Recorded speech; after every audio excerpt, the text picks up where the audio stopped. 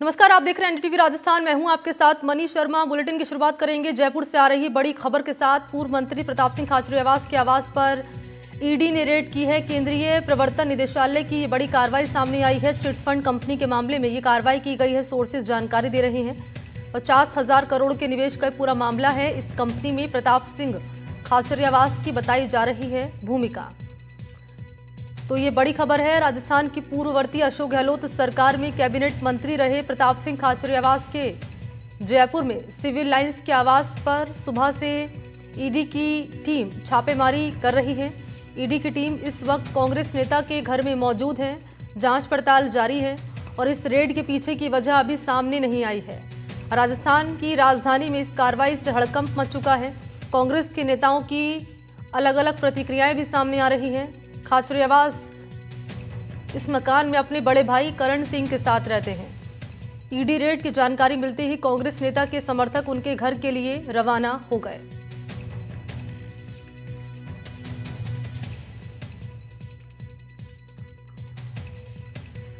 तो ये बड़ी खबर है और सोर्सेज जानकारी दे रहे हैं कि चिटफंड कंपनी के मामले में ये कार्रवाई की गई है।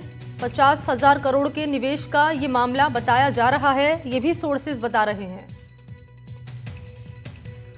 और इस कंपनी में पूर्व मंत्री प्रताप सिंह खाचरियावास की भूमिका बताई जा रही है।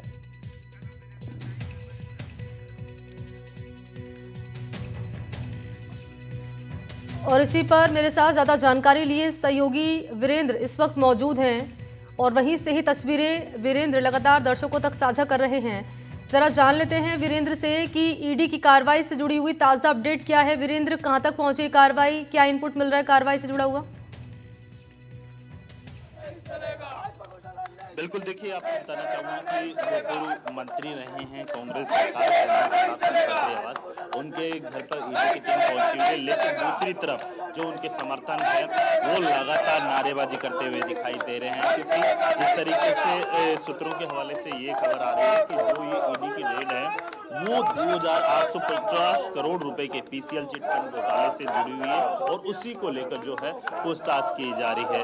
और इसके साथ ही इसमें जो है पीसीएल मामले के अंदर प्रताप सिंह खाचरियावास की जो भूमिका रही है उसको लेकर जो है यहाँ पर ईडी के द्वारा पूछताछ की जा रही है। और वहीं अगर बात की जाए साल 2011 में इस घोटाले में सबसे बड़ा मामला जयपुर के चौमू थाने में दर्ज हुआ था और तब से कंपनी देश भर के कई जो कह सकते हैं कि कई केस है इस तरीके से दर्ज किए गए थे। और इसी पीसीएल कंपनी का पर भी आरोप है कि उसने रियल एस्टेट में निवेश कराने के नाम पे लाखों लोगों से जो है भारी जो नुकसान जो कह सकते हैं कि निवेश के नाम पे लाखों रुपए निवेश करवाए थे। लेकिन सबसे बड़ी बात यह है कि देश भर के अंदर 5.85 करोड़ लोगों ने इस कंपनी के अंदर 49,100 करोड़ रुपए का निवेश किया था और 2014 में सेबी ने कंपनी की स्कीम को जो है अवैध माना था। और अब जाकर जो कह सकते हैं कि लगातार इस पूरे मामले की जो है प्रताप सिंह खाचरियावास की क्या भूमिका थी, किस तरीके से जो कह सकते हैं कि उनका लिंक था, इन तमाम सवालों के जवाब है वो ईडी से पूछताछ की जा रही है। उनके समर्थक हैं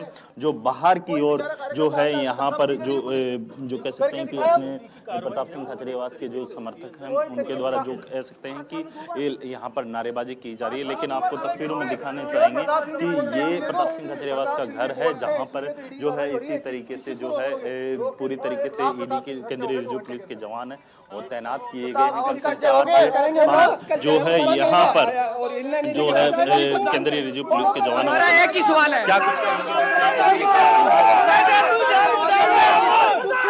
कुछ कहेंगे? कुछ नहीं, ईडी की दादागिरी नहीं चलेगी। एक प्रताप सिंह को घेरने के लिए इतनी फोर्स और इतने लोग लेकर आए हैं। यहाँ पे 1 लाख प्रताप सिंह इकट्ठे होंगे 2 घंटे के अंदर, रोक ले और करके दिखाए अपनी कार्रवाई। मुख्यमंत्री निवास का घेरा होगा, ना मुख्यमंत्री अंदर जाएगा ना मुख्यमंत्री बाहर जाएगा। प्रताप सिंह पर कार्रवाई होगी तो जयपुर की सड़कें बंद होगी, जयपुर बंद होगा। क्या कुछ कहेंगे? हम तो एक ही सवाल है कि ईडी कब चढ़ेगी अडानी की सीढ़ी, उस दिन का मैं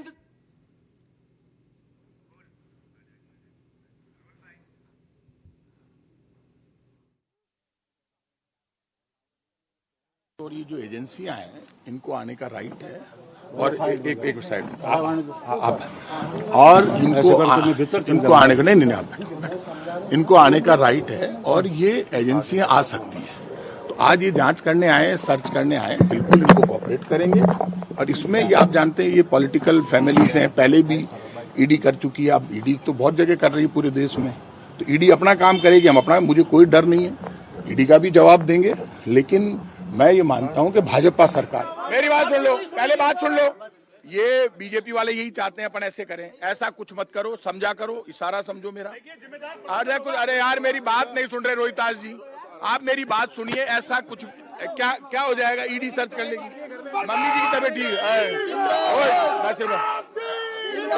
नासिर भाई मेरी बात सुन लो, कोई दिक्कत नहीं है, सर्च हो जाने दो, जिससे देश को पता चले कि कुछ नहीं आनी जानी, कहीं कोनी मार कर यार क्यों चिंता कर। लेकिन ये सुन लें, प्रताप सिंह खाचरियावास केंद्र की बीजेपी की सरकार, डबल इंजन की सरकार से डरता नहीं है। जो सरकार अपने नेता भैरव सिंह शेखावत के छोटे भाई के घर पर, ही घर मेरा थोड़ा, लक्ष्मण सिंह शेखावत के घर पर आ सकती है, जो 85 साल क्रॉस कर चुके, वो सरकार किसी की सगी नहीं हो सकती। ये देश देख ले, ये बीजेपी डराना चाहती है, ना तो हम डरते हैं ना घबराते हैं।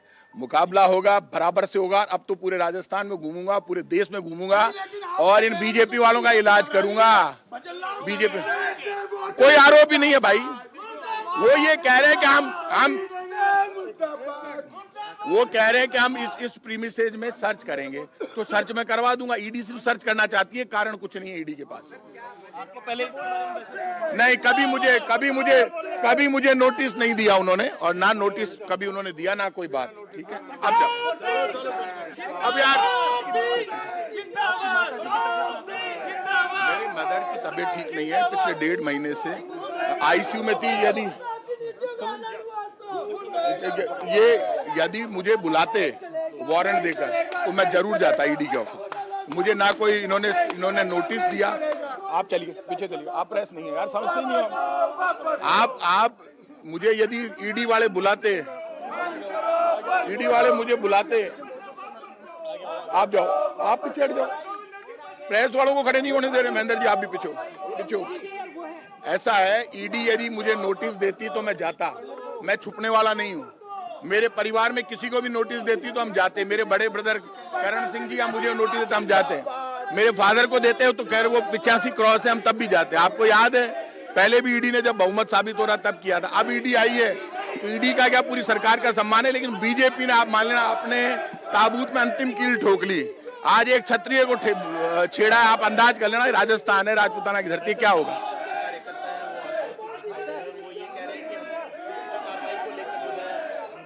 नहीं, कोई हंगामा नहीं करेंगे। और एक बात सुन लीजिए, कोई हंगामा नहीं। सर्च, मेरी बात सुनो, आप बैठ सकते हो यहाँ पे, मुझे मना ही नहीं है बाहर, लेकिन कोई हंगामे की जरूरत नहीं है। मुझे सर्च पूरा करवाना, मैं चाहता हूँ ईडी सर्च करे, देखे क्या है, और पूरे देश को पता चले कि यहाँ क्या मिला है इनको। इसलिए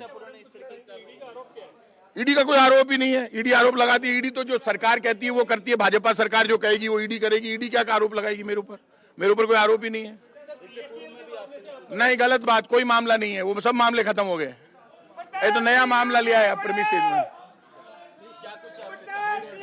कुछ नहीं, सर्च कर रहे हैं, करने दो, आपका यार हो गया। देखिए, आपको बताना चाहूंगा कि यहाँ पर जो है ईडी की टीम है प्रताप सिंह खाचरियावास की। आप देखिए, एक मिनट, आप क्या चाहते हैं, फिर मैं गेट बंद करूं? आप ये चाहते हैं?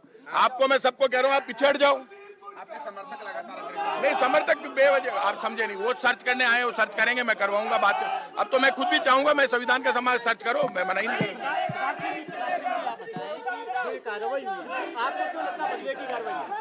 बदले की कार्रवाई इसलिए है कि मेरे ऊपर तो कोई मामला ही नहीं है। ये ऑर्डर लाए हैं इस प्रीमिसेज का सर्च करने का, कोई मामला नहीं बता रहे हैं, इसलिए प्रीमिसेज का सर्च है, सिर्फ नोटिस ये लेकर आए हैं।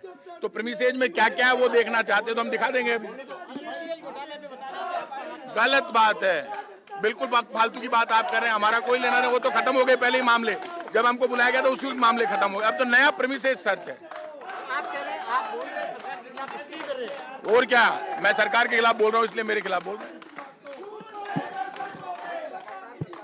देखिए यहाँ पे जो प्रताप सिंह खाचरियावास है उनका साफ तौर पे कहना है कि ईडी व्यवस्थापूर्ण जो कार्रवाई है वो उनके द्वारा की जा रही है, लेकिन सबसे बड़ी बात यह है कि इससे पूर्व के अंदर भी ईडी के द्वारा प्रताप सिंह खाचरियावास से पूछताछ की गई थी, लेकिन उस टाइम जो है ईडी को कुछ हाथ नहीं लगा। लेकिन एक बार फिर से जो है यहाँ पर ईडी की टीम पहुंची है। और अच्छा, अभी कोई इनपुट मिला है कि ईडी की टीम को? आप बोल रहे हैं कि इससे पहले भी ईडी की टीम ने कार्रवाई की थी, उस टाइम कुछ हाथ नहीं लगा। इस बार कुछ इनपुट मिला है क्या वीरेंद्र, जिसके बाद ही कार्रवाई सामने आई है? देखिए मनी, आपको बताना चाहूंगा कि जब प्रताप सिंह खाचरियावास मीडिया से मुखातिब हो रहे थे उस टाइम उन्होंने भी कहा कि जिस तरीके से जो ये कार्रवाई की जा रही है वो कहीं ना कहीं द्वेषतापूर्ण की जा रही है। और सबसे बड़ी बात ये है कि जो उनके पिताजी हैं लगभग 85 ईयर्स के बताए जा रहे हैं, और उनको जब जो केंद्र की जो कह सकते हैं मोदी सरकार के द्वारा जो द्वेषतापूर्ण जो है ये कार्रवाई की जा रही है। लेकिन आप पीछे तस्वीरों के अंदर देखेंगे तो यहाँ पे उनके जो तमाम जो समर्थक यहाँ पहुंचे हुए हैं वो लगातार नारेबाजी करते हुए दिखाई दे रहे हैं। लेकिन सबसे बड़ी बात यह है कि इस पूरी कार्रवाई के कारण आप देखिए कि जो प्रताप सिंह खाचरियावास है वो भी अपील करते हुए दिखाई दे रहे हैं कि आप इस तरीके से नारेबाजी ना कीजिए या फिर जो कह सकते हैं कानून को अपने हाथ में ना लीजिए, जिससे क्या है कि कोई भी अन्य प्रॉब्लम हो। लेकिन सबसे बड़ी बात यह है कि जिस तरीके से जो ये कार्रवाई की गई, आपको मैं तस्वीरों में अंदर की थोड़ी सी तस्वीरें दिखाना चाहूंगा कि यहाँ पर केंद्रीय रिजर्व पुलिस के जो जवान हैं वो तैनात किए गए हैं और साथ ही कुछ समर्थक हैं वो अंदर जा रहे हैं। लेकिन प्रताप सिंह खाचरियावास के जो फैमिली मेंबर हैं उनके द्वारा अपील की जा रही है कि आप प्लीज बाहर जाइए, जो कार्रवाई की जा रही है। तो कार्रवाई लगातार की जा रही है और प्रताप सिंह खाचरियावास अपने घर में मौजूद हैं, ईडी की टीम भी अंदर ही मौजूद है। और जब मीडिया से मुखातिब हुए प्रताप सिंह खाचरियावास कह रहे हैं, आरोप लगाते हुए कि बदले की भावना से ये कार्रवाई की जा रही है और मैं पूरा सहयोग करूंगा ईडी की इस जांच में। नजर आप बनाए रखेगा, आगे के अपडेट आपसे लेते रहेंगे। वीरेंद्र, बहुत शुक्रिया आपका।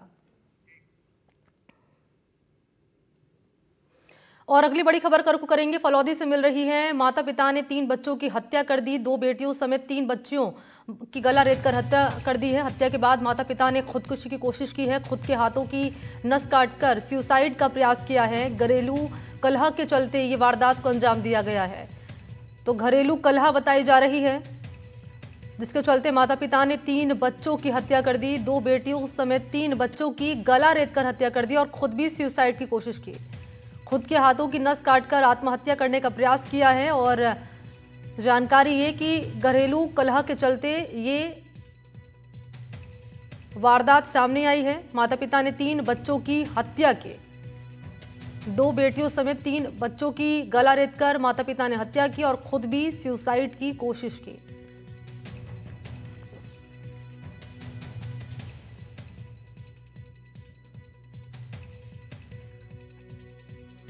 तो फलौदी से ये बड़ी खबर आपके सामने रख रहे हैं, जहां माता पिता ने 3 बच्चों की हत्या की है घरेलू कलह के चलते। 2 बेटियां हैं, कुल मिलाकर 2 बेटियों समेत 3 बच्चों की गला रेत कर हत्या की। अरुण इस वक्त मेरे साथ मौजूद है। अरुण, बताएं पूरी खबर। देखिए, अगर बात की जाए तो ये परिवार उत्तराखंड से 4-5 दिन पहले ही फलौदी आया था और मानसिक तनाव में और रोजाना इनके घरों में झगड़ा हो रहा था। और उसी के चलते जो अगर बात की जाए तो ये माता पिता, कलयुगी माता पिता है, अपने 2 बेटे से तीसरे बेटे की भी उन्होंने गला काट कर हत्या कर दी। साथ ही साथ खुद का भी हाथ की नसें काट कर आत्महत्या करने का प्रयास किया। लेकिन कह सकते हैं कि जिस तरह से ये घटना हुई वाकई शर्मसार करने वाली है। आर्थिक तंगी हो सकती है, सामाजिक जो तनाव हो सकता है, लेकिन उसको झेलना ही तो सबसे बड़ी जिंदगी जीना है। लेकिन ये लोग अपनी जिंदगी की जंग हार रहे हैं और इसी कारण से जो है अपने बच्चों को मारा पहले और खुद ने भी आत्महत्या करने का प्रयास किया। फिलहाल दोनों का इलाज चल रहा है, लेकिन तीनों के सब जो है मोर्टिन रखा है। फिलहाल कुछ देर बाद पुलिस इस पर मामले की खुलासा करेगी। ठीक है, बहुत शुक्रिया आपका अरुण तमाम जानकारी के लिए। और अगली बड़ी खबर सामने आ रही है, कोटा से सुल्तानपुर में दर्दनाक हादसा सामने आया है, जहां गाड़ी ने बाइक को टक्कर मारी, बाइक सवार पूरा परिवार खत्म हो गया। दंपत्ति समेत एक बालिका और एक 8 महीने का नवजात, जिसकी दर्दनाक मौत हो गई है। पुलिस मृतकों की शिनाख्त कर रही है। तो कोटा से ये बड़ी खबर, शाकिर इस वक्त मेरे साथ मौजूद हैं। शाकिर, बताएं कैसे हुआ ये हादसा? परिवार जो है बाइक पर आ रहा था और इस दौरान ही जो है सुल्तानपुर से जब ये अपने गांव की तरफ आ रहे थे उस दौरान ही ये हादसा हुआ है। और जो कार है वो भी जो है क्षतिग्रस्त हुई है और बाइक पर जो सवार थे दंपति और 2 बच्चे, उनकी भी जो है मौके पर ही मौत हो गई है। हादसा इतना भीषण था कि जब हादसा हुआ उसके बाद ग्रामीण जो है बड़ी संख्या में मौके पर पहुंचे और वो शुरुआती तौर पर जब घायलों को लेकर अस्पताल भी पहुंचे, लेकिन जो है घायलों ने जो है इलाज के दौरान दम तोड़ दिया। फिलहाल जो है सुल्तानपुर थाना पुलिस इस पूरे मामले में जांच कर रही है। शुरुआती जो जानकारी मिली है उसके मुताबिक भौरा जो गांव है वहां के ये रहने वाले बताए जा रहे हैं और शादी समारोह में शामिल होने के बाद ये वापस लौट रहे थे अपने गांव, तो उस दौरान ये हादसा हुआ है। तो पुलिस जो है इस मामले की जांच कर रही है और शिनाख्त के प्रयास किए जा रहे हैं। शुरुआती तौर पर भौरा गांव के ये रहने वाले बताया गया है परिवार, तो उनकी शिनाख्त जो है अब की जा रही है। ठीक है, शुक्रिया शाकिर आपका तमाम जानकारी के लिए। और आगे बढ़ेंगे, बात करेंगे बड़ी खबर की जो मिल रही है जोधपुर से। पाइपलाइन में लीकेज के चलते पिछले 7 दिनों से बह रहे पानी ने लोगों की मुसीबतें बढ़ानी शुरू कर दी है। अब तक लीकेज ठीक नहीं हो पाया है। लीकेज को ठीक करने के लिए मुंबई से एक्सपर्ट और पीएचईडी के रिटायर्ड अधिकारी मौके पर मौजूद हैं, लेकिन अब तक समाधान नहीं निकल पाया है। बह रहा पानी 85 बीघा में फैल चुका है। किसानों की फसलें चौपट हो चुकी हैं। फार्म हाउस में पपीता, कैरी, आम, गुंदे, नींबू, गुलदाउदी, हजारा ये तमाम फसलें लगी हुई थी जो तबाह हो चुकी है। 7 दिन के आसपास यहाँ जो है आपको जानकारी दें कि आसपास की जो कॉलोनी है वहाँ पर पानी नहीं आ रहा है। स्थानीय लोग महंगे दामों पर घरों में पानी मंगवा रहे हैं। आसपास के खेत खलिहानों में घुटने भर तक पानी भर चुका है। तो ये बड़ा सवाल हो चला है इस रूप में कि 7 दिन का लंबा वक्त यानी करीब 1 हफ्ता, लेकिन जो लीकेज की समस्या है वो ठीक नहीं हुई है। पानी लगातार बह रहा है और कई लाख गैलन पानी की बर्बादी अब तक हो चुकी है। अभी तक इस समस्या को दुरुस्त यहाँ पर नहीं किया गया है, ठीक नहीं किया गया है लीकेज को। स्थिति वही जस की तस बनी हुई है। पानी लगातार बह रहा है जो खेतों में भर चुका है, बाड़े में भर चुका है। लेकिन एक तरफ तस्वीर जो आप देख रहे हैं, लगातार कोशिश कर रहा है यहाँ पर जो टीम पहुंची हुई है जो मुंबई से बुलाई गई, वहीं दूसरी तरफ तस्वीर ये कि लोगों को पानी तक नसीब नहीं हो रहा है। और इसी पर मेरे साथ बातचीत करने के लिए राजेंद्र व्यास हैं जो कि संरक्षक हैं प्रांतीय नल मजदूर यूनियन इंटक के, और इसके अलावा हमारे सहयोगी भी अरुण हर्ष वो भी मेरे साथ जुड़ेंगे उनका रुख करेंगे। लेकिन इस बीच राजेंद्र जी, शुक्रिया आपका एनडीटीवी राजस्थान पर हमारे साथ जुड़ने के लिए। जोधपुर का ये मामला, पाइपलाइन में लीकेज हुआ, कई लाख गैलन पानी अब तक बर्बाद हो चुका है और इसके अलावा जो किसान हैं वो परेशान हो रहे हैं क्योंकि फसलें प्रभावित हुई हैं। क्या कहेंगे इस पूरे मामले पर लापरवाह जिम्मेदार अधिकारी जो अब तक इस पूरे मामले का हल नहीं निकाल पाए हैं? हाँ मनीष जी, ऐसा है, नमस्कार जी। ये जो तगत सागर की लाइन जो लीकेज हुई है, इसका काफी वर्षों से यहाँ पे रिपेयरिंग हो भी नहीं रही है, इसकी मेंटेनेंस हो नहीं रही है।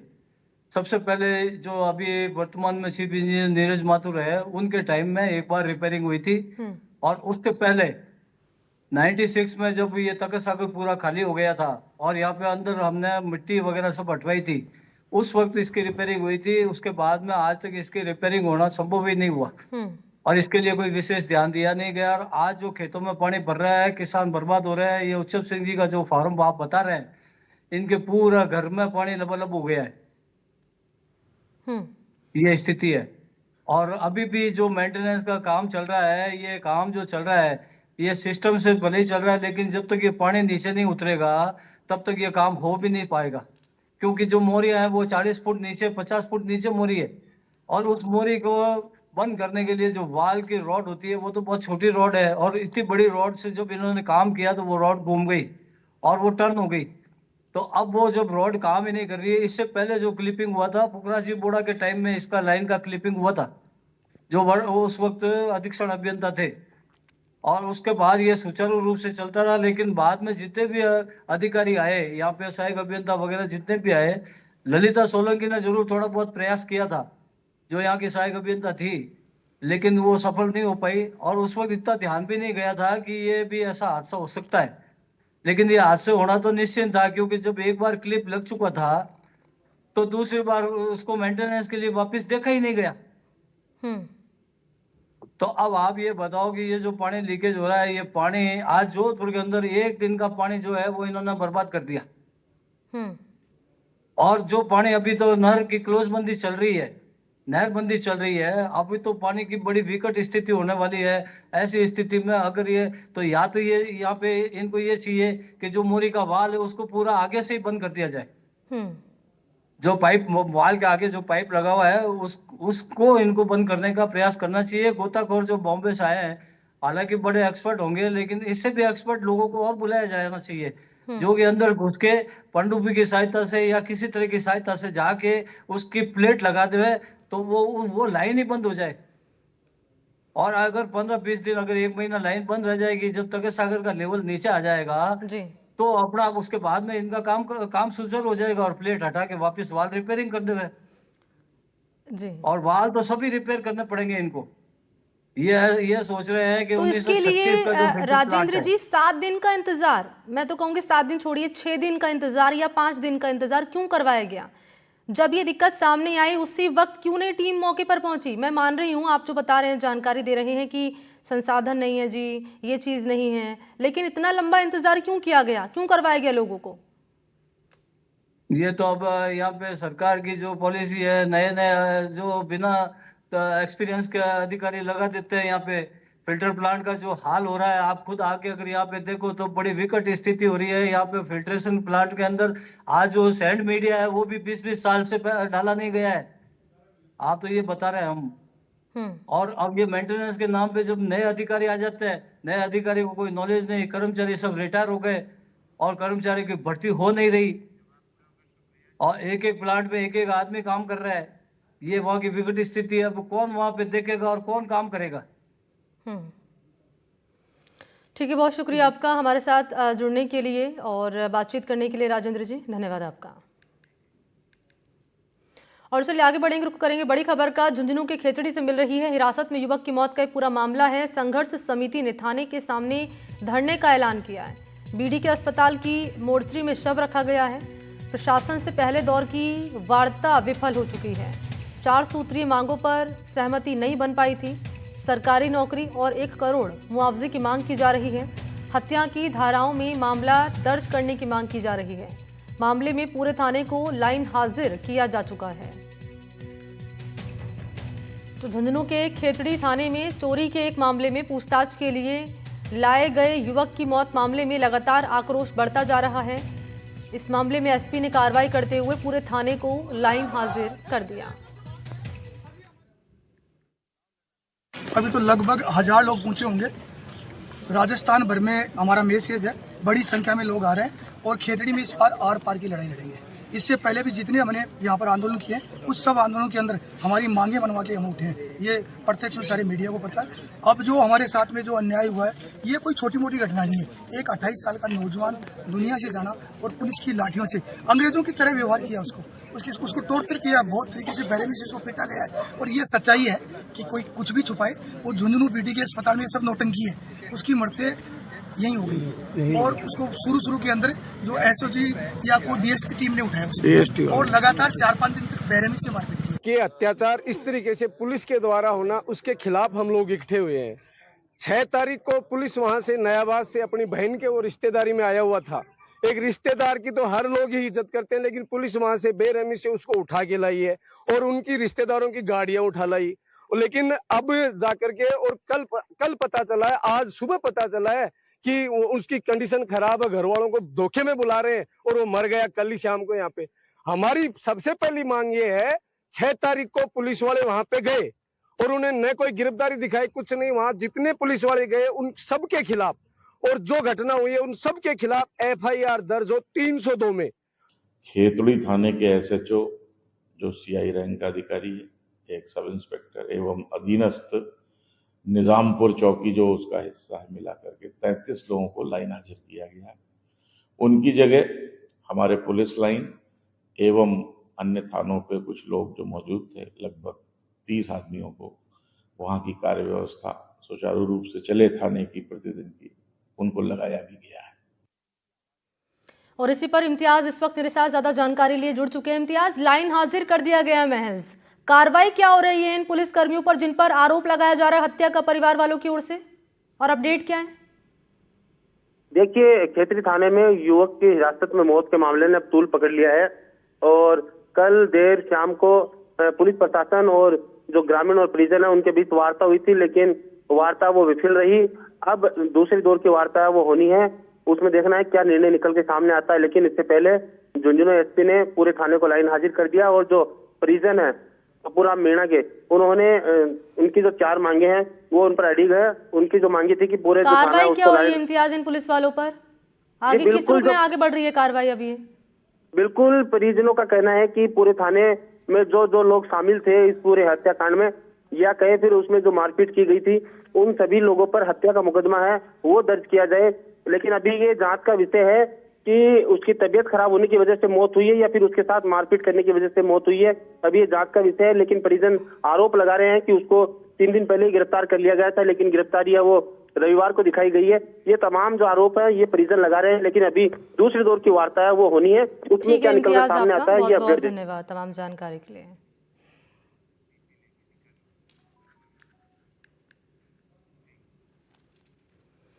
और खबर है अलवर से, मिनी सचिवालय में विस्फोटक लगाने की धमकी दी गई है। कलेक्टर के पास आया है मेल, सूचना पर पुलिस पहुंची है मौके पर। जयपुर की तरह अलवर में भी सूचना ईमेल से आई है।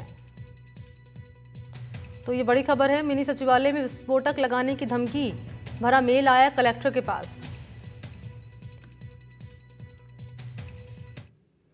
और इन्हीं तमाम खबरों के साथ बुलेटिन में फिलहाल इतना ही।